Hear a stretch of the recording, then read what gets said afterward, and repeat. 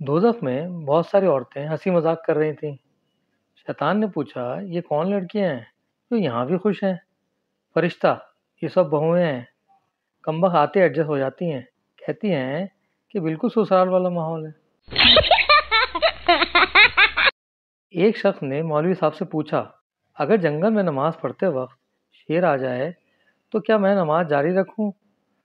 मौलवी साहब ने जवाब दिया, अगर वजू बाकी रहे तो जारी रखो। एक बूढ़ी खातून सिनेमा हॉल में कोल्ड ड्रिंक की बोतल लेकर बैठी थी। कभी 15 मिनट में मुंह लगाती, कभी 20 मिनट में। पास बैठे सरदार को गुस्सा आ गया। उसने बुढ़िया से बोतल छीनी और एक घूंट पीकर बोला, ऐसे पीते हैं।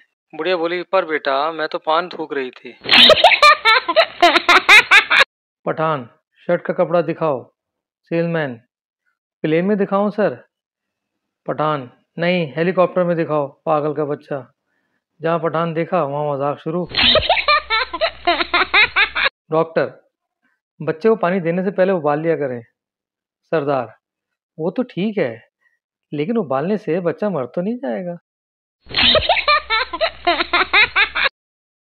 बीवी आसमान पर सितारे देखते हुए बोली, वो कौन सी चीज है जो तुम रोज देखते हो लेकिन तोड़ नहीं सकते? शौहर गुस्से से, तुम्हारा मुंह।